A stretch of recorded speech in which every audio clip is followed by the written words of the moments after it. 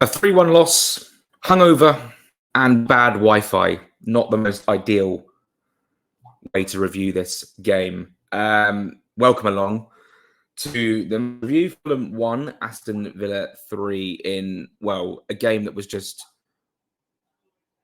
balmy.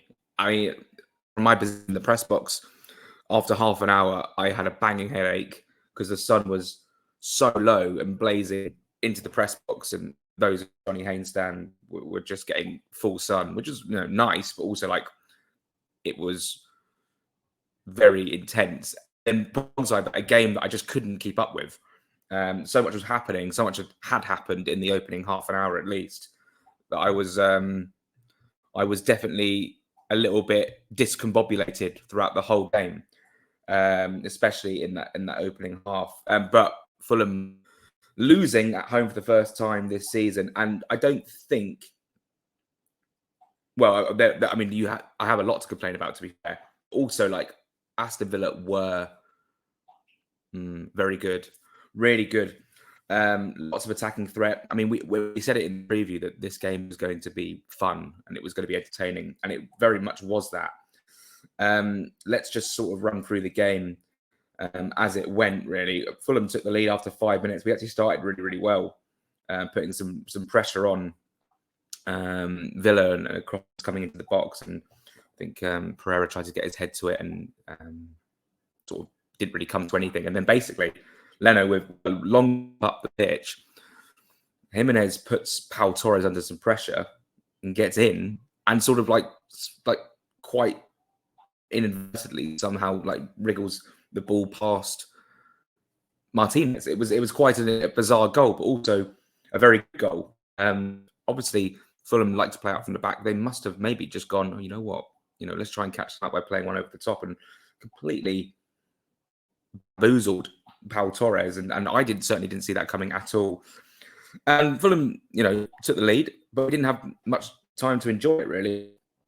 Although, Fulham actually came forward again just after we scored a cross coming in from Robinson that found nobody, but it was an amazing ball out from Jakob Anderson. And I was loving life at the time. I was thinking, wow, here we go. We might actually not only win this game, we might win the whole Premier League.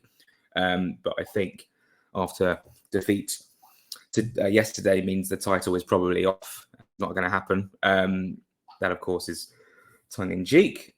And Villa then score. I mean, Morgan Rogers gets the ball from Ramsey. Those two combined beautifully, honestly, throughout the game. And even Bailey on the other side, Watkins down the middle. It was just so hard to deal with at times. And I have to say, it was a bit unlucky.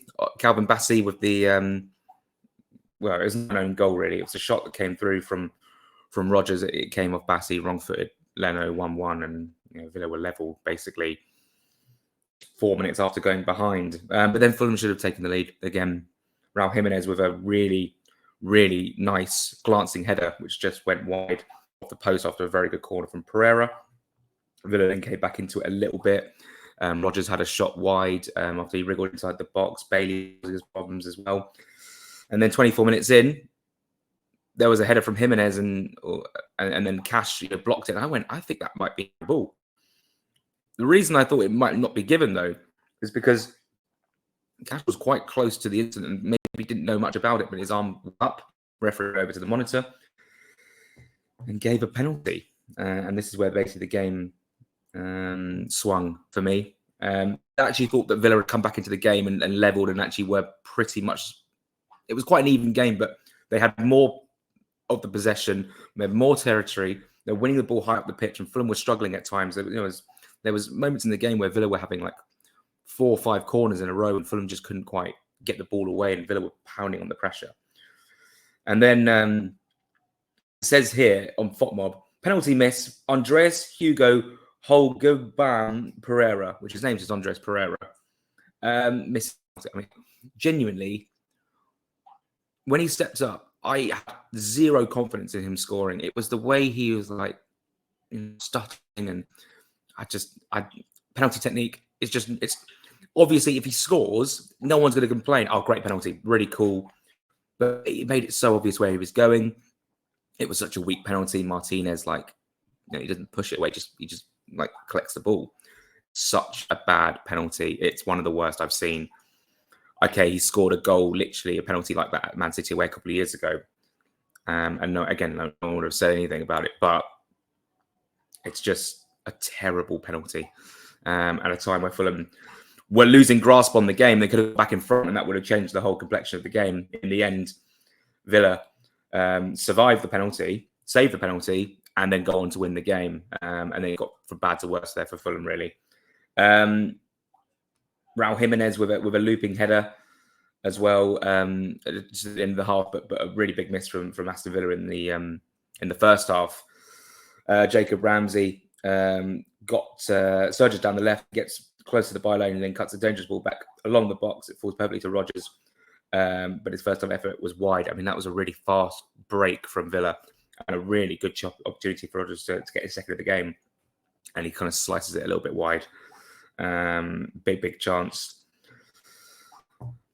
I thought Berger was poor as well yesterday. I thought we really missed Lukic. I thought Fulham were really sloppy in possession at times, and Marcus Silva said it after the game that we weren't at our best level. It was probably it was our worst home performance of the season for sure. I'd argue it was. Was it our worst performance of the season? I think Ipswich might have been a little bit worse because we created less. Certainly was a poor performance. But credit to Villa. Fantastic team. I mean, honestly, and obviously they had all their players back. Onana came back into the team. They had, Duran they could bring off the bench. McGinn they could bring off the bench. Philogene they could bring off the bench. I mean, honestly, just an abundance of talent. And that was half time. I tell you what, the second half was so poor from Fulham. Honestly, we just I don't actually remember much us having a real chance in the second half. There was a chance in the first half as well. Ollie Watkins went in behind and it was saved by Leno. Then in the second half, a save from Leno to deny Watkins, but basically it was Watkins got in, but then Anderson put a foot in, and then he sort of diverted the ball, and then Leno had to save it basically. And then Leno saved again, strike from Ramsey wide of his goal, and then Villa scored, and what a header! What a header! It was like an outswinger, maybe it was an in-swinger, but it was like not that close, and then basically he had to generate the power. Did Ollie Watkins, and it went into the roof of the net. I mean, such a good header, like one of the best I've seen in a while. And then they were 2-1 up. Gets from bad to worse. Was it a red card? I suppose he's last man. He's barged him. I see Silva's point about the Raul hit, not the Adama Traore one against West Ham, where Fulham arguably should have had a penalty for exactly the same thing. It's a red card. He's only out for one game. We're not going to appeal it. Might as well just move on. But Watkins did really well to get in behind.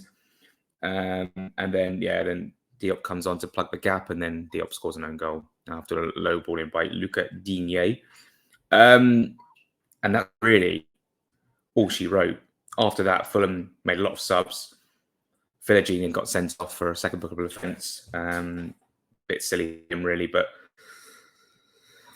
yeah, I mean, I don't, obviously I'm not thrilled to lose a game of football, but if certain things had gone a certain way, if Pereira had put the ball into the back of the net from 12 yards, we might be talking about 3 points or a point, or who knows, could have still lost the game. I do think the game would have changed. I think we would have pressed on from there and actually given Villa more problems. I thought Villa took that as motivation, the missed penalty, and basically took the game to us. They're just a fantastic team, aren't they? The way they control it in midfield, the way they attack their transition. They've got threats on either side. They've got Watkins down the middle, and like I said, options off the bench. I have really sort of so much admiration for United to change that team and change their fortune. And they are one of the best teams to watch. So really, obviously disappointing to lose the game, but we've lost 3 games this season to United away first night. It was always going to happen. United were always going to score because, we took our chances. Man City, and we ran them very close.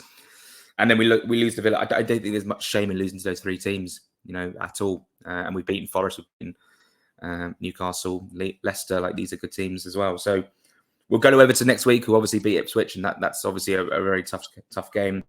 My overall thoughts and feelings is that Fulham were just not at the races, especially the second half.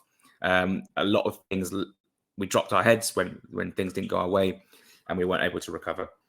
Subs off the bench didn't really do much of it in terms of an impact as well. We are miss Luke for the next 3 games. Sanderberger is a little bit slow and a little bit poor in possession.